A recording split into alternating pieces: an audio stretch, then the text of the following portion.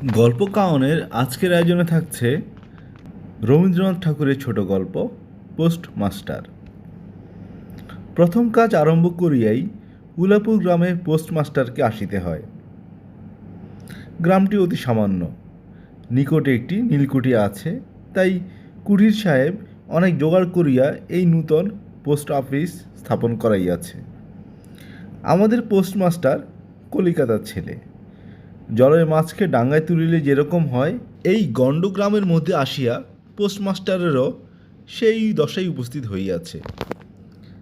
একখানি অন্ধকার আটচালার মধ্যে তাহার আপিস, অদূরে একটি পানাপুকুর এবং তাহার চারিপাড়ে জঙ্গল। কুঠির গোমস্তা প্রভৃতি যে সকল কর্মচারী আছে তাহাদের ফুরসত প্রায় নাই এবং তাহার ভদ্রলোকের সহিত মিশিবার উপযুক্ত নহে। বিশেষত কলিকার ছেলে ভালো করিয়া মিশিতে জানে না। অপরিচিত স্থানে গেলে হয় উদ্ধত নয় অপ্রতিভ হইয়া থাকে। এই কারণে স্থানীয় লোকের সহিত তাহার মেলামশা হইয়া ওঠে না, অথচ হাতে কাজ অধিক নাই। কখনো কখনো দুটো একটা কবিতা লিখিতে চেষ্টা করেন। তাহাতে এমন ভাব ব্যক্ত করিয়াছেন যে সমস্ত দিন তরুপল্লবের কম্পন এবং আকাশের মেঘ দেখিয়া জীবন বড় সুখে কাটিয়া যায়। কিন্তু অন্তর্যামী জানেন, যদি আরব্য উপন্যাসে কোনো দৈত্য আসিয়া এক রাতের মধ্যে এই শাখা পল্লব সমেত সমস্ত গাছগুলি কাটিয়া পাকা রাস্তা বানাইয়া দেয় এবং সারি সারি অট্টালিকা আকাশের মেঘকে দৃষ্টিপথ হইতে রুদ্ধ করিয়া রাখে, তা হইলে এই আদমরা ভতসন্তাটি পুনশ্চ নবজীবন লাভ করিতে পারে। পোস্টমাস্টারের বেতন অতি সামান্য, নিজে রাঁধিয়া খাইতে হয় এবং গ্রামের একটি পিতৃমাতৃহীন অনাথা বালিকা তাহার কাজকর্ম করিয়া দেয়। চারাটি খাইতে পায়। মেয়েটির নাম রতন, বয়স 12-13। বিবাহের বিশেষ সম্ভাবনা দেখা যায় না। সন্ধ্যার সময় যখন গ্রামের গোয়ালঘর হইতে ধূমকুণ্ডুলায়িত হইয়া উঠিত, ঝোপে ঝোপে ঝিল্লি ডাকিত, দূরে গ্রামে নেশাখোর বাউলের দল খোল করতাল বাজাইয়া উচ্চস্বরে গান জুড়িয়া দিত, যখন অন্ধকার দাওয়ায় একলা বসিয়া গাছের কম্পন দেখিলে কবির হৃদয়েও ঈষৎ হৃৎকম্প উপস্থিত হইত, তখন ঘরে কোণে একটি ক্ষীণশিখা প্রদীপ জ্বালাইয়া পোস্টমাস্টার ডাকিতেন, রতন। রতন দ্বারে বসিয়া এই ডাকের জন্য অপেক্ষা করিয়া থাকিত, কিন্তু এক ডাকেই ঘরে আসিত না। বলিত, কি গে বাবু, কেন ডাকছ? পোস্টমাস্টার, তুই কি করছিস? রতন, এখনই চুলা ধরাতে যেতে হবে। হেসেলের পোস্টমাস্টার, তোর হেসেলের কাজ পরে হবে, এখন একবার তামাকটা সেজে দে তো। অনতি বিলম্বে দুটি গাল ফুলাইয়া কলিকায় ফু দিতে দিতে রতনের প্রবেশ। হাত হইতে কলিকাটা লইয়া পোস্টমাস্টার ফস করিয়া জিজ্ঞাসা করেন, আচ্ছা রতন, তোর মাকে মনে পড়ে? সে অনেক কথা, কতক মনে পড়ে, কতক মনে পড়ে না। মায়ের চেয়ে বাপ তাহাকে বেশি ভালোবাসিত, বাপকে অল্প অল্প মনে আছে। পরিশ্রম করিয়া বাপ সন্ধ্যাবেলায় ঘরে ফিরিয়া আসিত, তাহারই মধ্যে দৈবাত দুটি একটি সন্ধ্যা তাহার মনে পরিষ্কার ছবির মতো অঙ্কিত আছে। এই কথা হইতে হইতে ক্রমে রতন পোস্টমাস্টারের পায়ের কাছে মাটির উপরে বসিয়া পড়িত। মনে পড়িত তাহার একটি ছোট ভাই ছিল, বহু পূর্বেকার বর্ষার দিনে একদিন একটা ডোবার ধারে দুইজনে মিলিয়া গাছের ভাঙ্গা ডালকে ছিপ করিয়া মিছামিছি মাছ ধরা খেলা করিয়াছিল। অনেক গুরুতর ঘটনার চেয়ে সে কথাই তাহার বেশি মনে উদিত হয়। এইরূপ কথা প্রসঙ্গে মাঝে মাঝে বেশি রাত হইয়া যাইত, তখন আলস্যক্রমে পোস্টমাস্টারে আর রাঁধিতে ইচ্ছে করিত না। সকালে বাসি ব্যঞ্জন থাকিত এবং রতন তাড়াতাড়ি উনুন ধরাইয়া খান কয়েক রুটি সেকিয়া আনিত। তাহাতেই উভয় রাত্রের আহার চলিয়া যাইত। একদিন সন্ধ্যাবেলায় সেই বৃহৎ আটচালার কোণে আফিসের কাঠের চৌকির উপর বসিয়া পোস্টমাস্টারও নিজের ঘরের কথা পাড়িতেন, ছোট ভাই, মা এবং দিদির কথা। প্রবাসী একলা ঘরে বসিয়া যাহাদের জন্য হৃদয় ব্যথিত হইয়া উঠিত তাহাদের কথা, যে সকল কথা সর্বদাই মনে উদয় হয় অথচ নীলকুঠির গোমস্তাদের কাছে যা কোনো মতেই উত্থাপন করা যায় না, সেই কথা একটি অশিক্ষিতা ক্ষুদ্র বালিকাকে বলিয়া যাইতেন। কিছুমাত্র অসঙ্গত মনে হইত না। অবশেষে এমন হইল, বালিকা কথোপকথনকালে তাহার ঘরের লোকদিগকে মা, দিদি, দাদা বলিয়া চিরপরিচিতের ন্যায় উল্লেখ করিত। এমনকি তাহার ক্ষুদ্র হৃদয় পটে বালিকা তাহাদের কাল্পনিক মূর্তিও চিত্রিত করিয়া লইয়াছিল। একদিন বর্ষাকালে মেঘমুক্ত দ্বিপ্রহরে ঈশ্বরতপ্ত সুকোমল বাতাস দিতেছিল। রৌদ্রে ভিজা ঘাস এবং গাছপালা হইতে এক প্রকার গন্ধ উত্থিত হইতেছিল। মনে হইতেছিল যেন ক্লান্ত ধরনের উষ্ণ নিঃশ্বাস গায়ের উপরে আসিয়া লাগিতেছে এবং কোথাকার এক নাসরবান্দা পাখি তাহার এক টানা সুরের নালিশ সমস্ত দুপুরবেলা প্রকৃতির দরবারে অত্যন্ত করুণ স্বরে বারবার আবৃত্তি করিতেছিল। পোস্টমাস্টার হাতে কাজ ছিল না। সেদিনকার বৃষ্টি ধৌত মসৃণ চিক্কণ তরু পল্লবীর হিল্লোল এবং পরাভূত বর্ষার ভগ্নাবিশিষ্ট রৌদ্রশুব্ধ স্তূপকার মেঘস্তর বাস্তবিকই দেখিবার বিষয় ছিল। পোস্টমাস্টার তাহা দেখিতেছিলেন এবং ভাবিতেছিলেন, এই সময় কাছে একটা কেহ নিতান্ত আপনার লোক থাকিত, হৃদয়ের সহিত একান্ত সংলগ্ন একটি স্নেহপুত্তলী মানব মূর্তি। ক্রমে মনে হতে লাগিল সেই পাখি ওই কথাই বারবার বলিতেছে এবং এই জনহীন তরু ছায়ানিমগ্ন মধ্যাহ্নের পল্লব মর্মরের অর্থ কতকটা ঐরূপ। কেউ বিশ্বাস করে না এবং জানিতেও পায় না, কিন্তু ছোট পল্লীর সামান্য বেতনের সাব পোস্টমাস্টারের মনের গভীর নিস্তব্ধ মধ্যাহ্ন দীর্ঘ ছুটির দিনে এইরূপ একটা ভাবের উদয় হইয়া থাকে। পোস্টমাস্টার একটি দীর্ঘ নিঃশ্বাস ফেলিয়া ডাকিলেন, রতন। রতন তখন পেয়ারা তলায় পা ছড়াইয়া দিয়া কাঁচা পেয়ারা খাইতেছিল। প্রভুর কণ্ঠস্বর শুনিয়া অবিলম্বে ছুটি আসিল। হাঁপাইতে হাঁপাইতে বলিল, দাদাবাবু ডাকছ? পোস্টমাস্টার বললেন, তোকে আমি একটু একটু করে পড়তে শেখাবো বলিয়া সমস্ত দুপুরবেলা তাহাকে লইয়া সরেও সরেয়া করিলেন এবং এইরূপে অল্প দিনেই যুক্ত অক্ষর উত্তীর্ণ হইলেন। শ্রাবণ মাসে বর্ষণের আর অন্ত নাই। খাল বিল নালা জলে ভরিয়া উঠিল। অহর্নিশি ভেকের ডাক এবং বৃষ্টির শব্দ। গ্রামের রাস্তায় চলাচল প্রায় এক প্রকার বন্ধ। নৌকায় করিয়া হাটে যাইতে হয়। একদিন প্রাতকাল হইতে খুব বাদলা করিয়াছে। পোস্টমাস্টারের ছাত্রীটি অনেকক্ষণ দ্বারের কাছে অপেক্ষা করিয়া বসিয়াছিল, কিন্তু অন্যদিনের মতো যথাসাধ্য নিয়মিত ডাক শুনিতে না পাইয়া আপনি খুঙ্গি পুঁথি লইয়া ধীরে ধীরে ঘরের মধ্যে প্রবেশ করিল। দেখিল পোস্টমাস্টার তাহার খাটিয়ার উপর শুইয়া আছেন, বিশ্রাম করিতেছেন মনে করিয়া অতি নিঃশব্দে পুনশ্চ ঘর হইতে বাহির যাইবার উপক্রম করিল। সহসা শুনিল, রতন।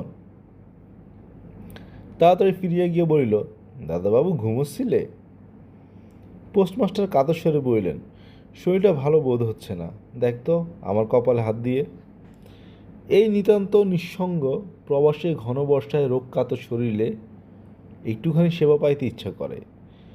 তপ্ত ললাটের উপর শাখা পড়া কোমল হস্তের স্পর্শ মনে পড়ে। এই ঘোর প্রবাসে রোগ যন্ত্রণায় স্নেহময়ী নারীর রূপে জননী ও দিদি পাশে বসিয়া আছেন, এই কথা মনে করিতে ইচ্ছে করে এবং এ স্থলে প্রবাসী মনের অভিলাষ ব্যর্থ হইল না। বালিকা রত্নার বালিকা রহিল না। সেই মুহূর্তেই সেই জননীর পদ অধিকার করিয়া বসিল। বৈদ্য ডাকিয়া আনিল, যথাসময়ে বটিকা খাওয়াইল, সারা রাত্রি শিওরে জাগিয়া রহিল। আপনি পথ্য রাধিয়া দিল এবং শতবার করিয়া জিজ্ঞাসা করিল, হ্যাঁ গো দাদাবাবু, এইটুখানি ভালো বোধ হচ্ছে কি? বহুদিন পরে পোস্টমাস্টার ক্ষীণ শরীরে রোগশয্যা ত্যাগ করিয়া উঠিলেন। মনে স্থির করিলেন, আর নয়, এখান হইতে কোনো মতে বদলি হইতে হবে। স্থানীয় অস্বাস্থ্যের উল্লেখ করিয়া তৎক্ষণাৎ কলিকাতায় কর্তৃপক্ষদের নিকট বদলি হইবার জন্য দরখাস্ত করিলেন।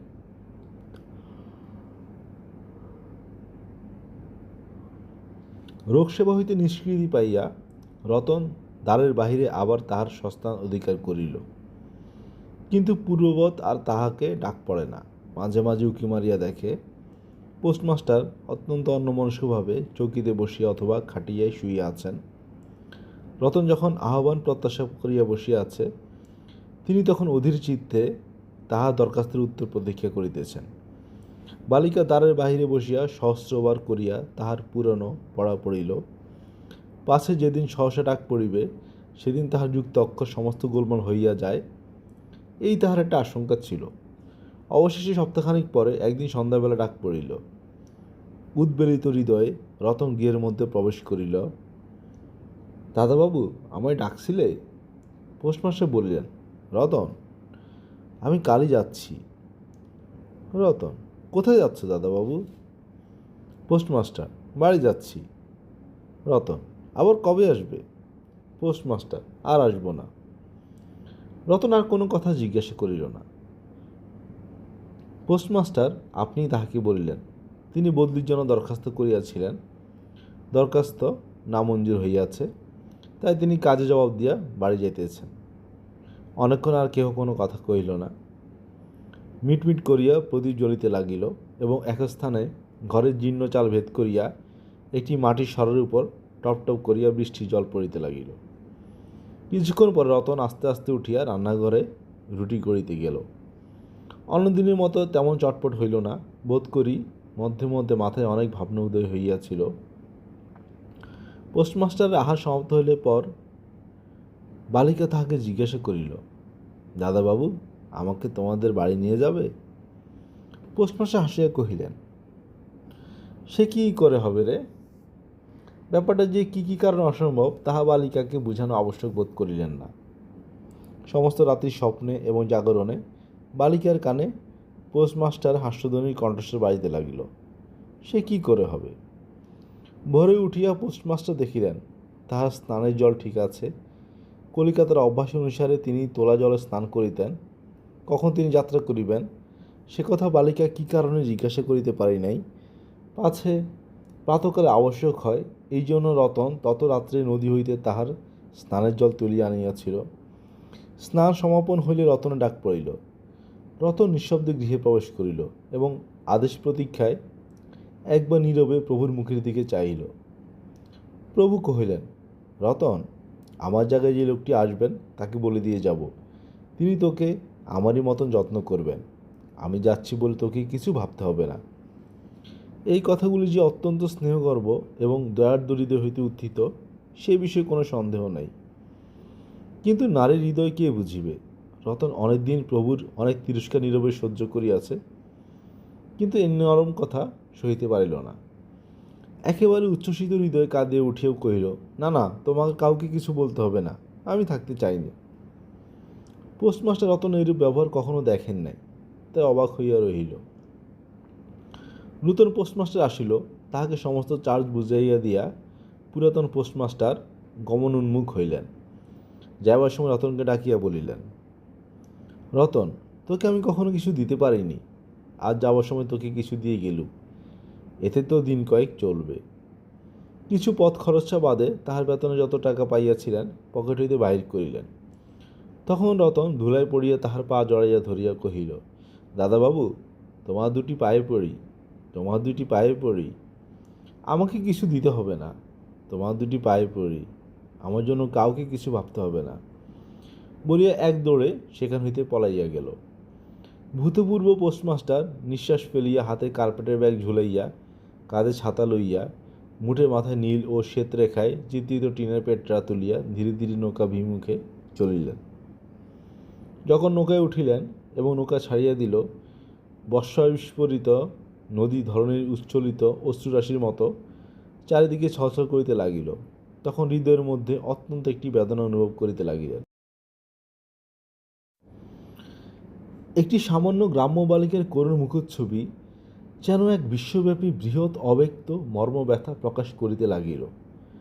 একবার নিতান্ত ইচ্ছা হইল ফিরিয়া যাই, জগতের ক্রোড় বিচ্ছুত সে অনাথিনীকে সঙ্গে করিয়া লইয়া আসি। কিন্তু তখন পালে বাতাস পাইয়াছে, বর্ষার স্রোত খরতর বেগে বহিতেছে, গ্রাম অতিক্রম করিয়া নদীকূলে শ্মশান দেখা দিয়াছে এবং নদী প্রবাহে ভাসমান পথিকের উদাস হৃদয়ে এই তত্ত্বের উদয় হইল, জীবনে এমন কত বিচ্ছেদ, কত মৃত্যু আছে, ফিরিয়া ফল কি? পৃথিবীতে কে কাহার? কিন্তু রতনের মনে কোনো তত্ত্বের উদয় হইল না। সেই পোস্ট অফিস গৃহের চারিদিকে কেবল অশ্রু জলে ভাসিয়া ঘুরিয়া ঘুরিয়া বেড়াইতেছিল। বোধ করি তাহার মনে ক্ষীণ আশা জাগিতেছিল, দাদাবাবু যদি ফিরিয়া আসে। সেই বন্ধনে পড়িয়া কিছুতেই দূরে যাইতে পারিতেছিল না, হায় বুদ্ধিহীন মানব হৃদয়। ভ্রান্তি কিছুতেই ঘোচে না। যুক্তিশাস্ত্রের বিধান বহু বিলম্বে মাথায় প্রবেশ করে। প্রবল প্রমাণকেও অবিশ্বাস করিয়া মিথ্যা আশাকে দুই বাহুপাশে বাঁধিয়া বুকের ভিতরে প্রাণপণ জড়াইয়া ধরা যায়। অবশেষে একদিন সমস্ত নাড়ি কাটিয়া হৃদয় রক্ত শুষিয়া সে পলায়ন করে। তখন চেতনা হয় এবং দ্বিতীয় ভ্রান্তি পাশে পড়িবার জন্য চিত্ত ব্যাকুল হইয়া উঠে। এতক্ষণ আপনারা শুনছিলেন রবীন্দ্রনাথ ঠাকুরের ছোট গল্প পোস্টমাস্টার। আমরা নিয়মিত গল্প পাঠ করে শোনাচ্ছি। নিয়মিত গল্প শুনতে আমাদের চ্যানেলটি সাবস্ক্রাইব করে পাশে থাকুন। ভালো থাকুন। ধন্যবাদ।